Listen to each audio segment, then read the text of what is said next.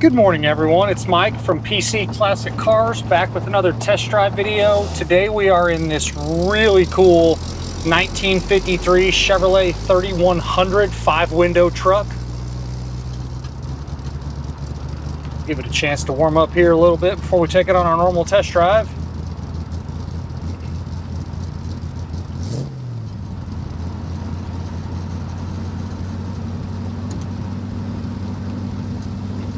All right, so again, we have a 1953 Chevrolet 3100 pickup. This is a factory 5-window truck, which is really cool. Mechanically, it's had a lot of work done to it. It has a 1967 model 283 with an aftermarket tri-power setup on the top, which works excellent. And then this one is backed by a 4-speed manual transmission. And then you do have a Ford 9-inch rear end.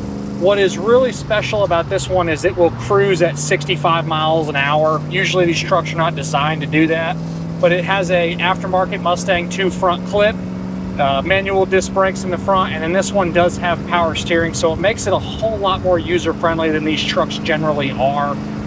On your exhaust, you have an aftermarket set of headers, which look great, and then you have like a double dual exhaust setup, so it's got dual exhaust going out the back. And then there's this little black switch underneath the dash here. And if you push the switch, it opens up the electric cutouts. So then you have exhaust coming out the side, so it's a lot louder. And then if you pull it, it closes. So then you have some cutouts where it's not as loud. So different types of exhaust there for you. If you want it louder, you can open it. If you want it regular, you can close it. Kind of personal preference there. On the interior, you have like a gray stock style interior. The bench seat is really clean. You have matching door panels, a matching cardboard style headliner. You do have a single visor here. The painted dash looks great. The insides of the doors are painted to match the outside of the truck. You have a solid rubber mat, and just again, really clean front to back. You do have an aftermarket stereo here, and it does have a power antenna on the inside of the fifth wheel, on the spare wheel there. So when you turn the key on, it actually, the antenna goes up, and then when you turn the key off, the antenna goes down. This truck is optioned with turn signals, so you click your turn signals on, click your turn signals off there, and then this other little button that's on the side of the turn signals, you pull that, and it's for your flashers. But as you can see, this truck really drives well. Better than, again, most of these that I've ever had. Generally, they're about 50 mile an hour, 45, 50 mile an hour trucks.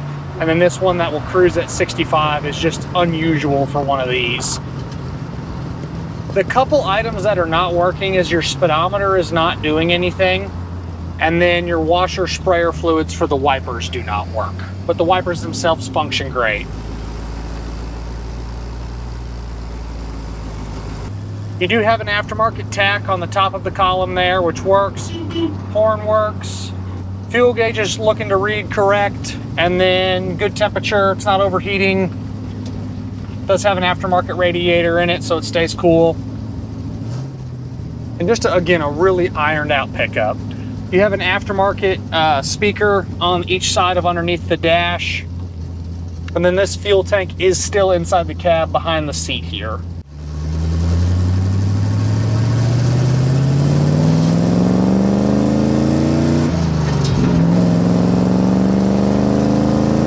That 283 is strong.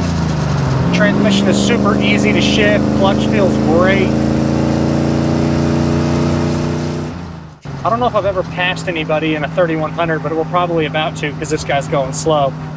Might be the first time in my history of driving these that I'm going to pass someone in a 60 zone in a 3100. We'll give it a go here if no one else is coming.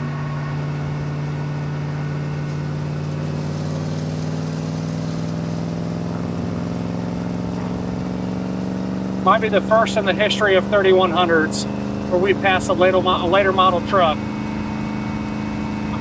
So right there, that shows you how well this truck drives. It's got the ability to pass other vehicles. Good oil pressure. Really, really impressive truck when it comes to the mechanicals. On your underneath, the cab and the frame have definitely been apart. They did a really nice job when they redid this truck a number of years ago. Hopefully these dogs get out of the way. There we go. They definitely, like I was saying, they definitely redid the underneath of this truck. The bottom side of the cab is all painted to match the exterior. There's no rust issues. Frame's all painted as well. Not a fresh restoration by any means. A little bit of an older redone truck, but again, underneath is awesome. The paint quality's nice. It does have a heavy metallic in it. There's a little bit of modeling in a few areas, some little scuffs and little touch-ups, but for a truck that was done a while ago, it shows awesome. I think the chrome wheels with the flat caps and the white wall tires just give it a great look. You have matching tires and wheels all the way around. Bumpers look good. Front grille looks good. And inside the bed has really nice wood on the floor. Just nothing for me to really complain about on the cosmetics. Take a look at my additional informations tab on my website. It'll have really good photos of all the imperfections on the truck, but nothing that's egregious. Again, on your suspension, you do have a Mustang 2 front clip. Does have the disc brakes in the front, and it performs awesome. As you can see during this video, it drives great. I think I've mentioned that like 9 times now. It's just a really cool and ironed out truck. Goes down this bumpy road great. The steering, having power steering is a huge bonus in one of these. No weird rattles, no weird sounds. All the suspension components check out good. Same thing with the steering. And it's reading 21,000 miles. I have no idea what the true miles on the truck are. Glass is all great. You do have the 5-window cab. A little bit of haziness on the inner corners of both of the vent windows, but really nitpicky stuff there. The windshields look great. Back glass, all 3 of them are really nice. So no issues with any glass manual windows. Plenty of room in here. I'm 6 foot tall, fit in here very comfortably. If you wanted to put a much smaller steering wheel in it, you could, due to the fact that this has power steering. Usually they leave these big, huge steering wheels because of the manual steering, but this one having power steering, if you wanted to go to a later model, smaller wheel to even have more room, you could. But again, there's still plenty of room between my legs and my chest, and I'm, again, 6 foot tall, so. We'll downshift here. There's third. The tach does bounce just a little bit, but it does function. When you're downshifting, you have to make sure you pull the shifter over towards your leg a little bit, otherwise you'll go from third down to fourth. And then first is up there, and then reverse is all the way to your knee and up.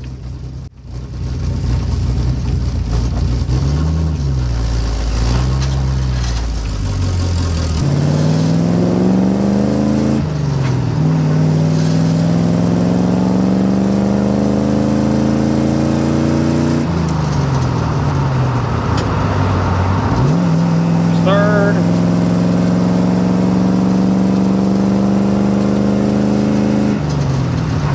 there's fourth. I want to open these cutouts again.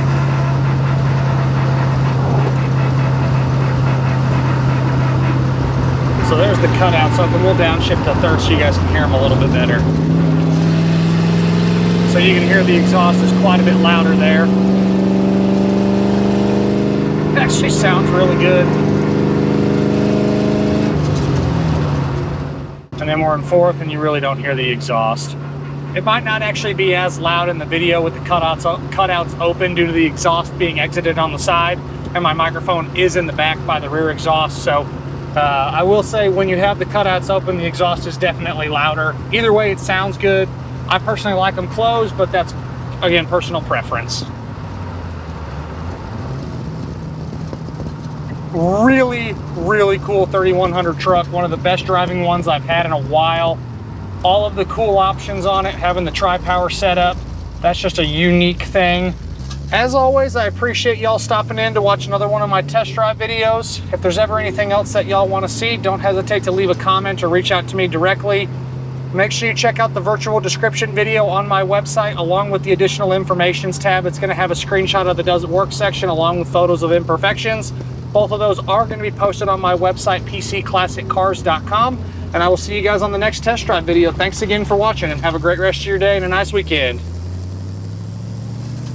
Oh, and I forgot to mention, to turn this truck on, turn the key, and then it still has your standard starter on the floor next to the gas pedal. So you just turn the key, push the starter on the floor, and it will crack right up.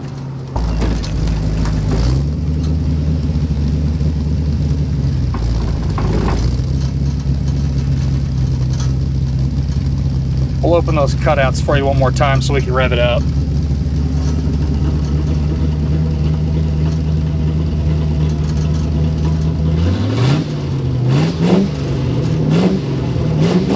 And then we'll close them and rev it up for you so you can hear the difference.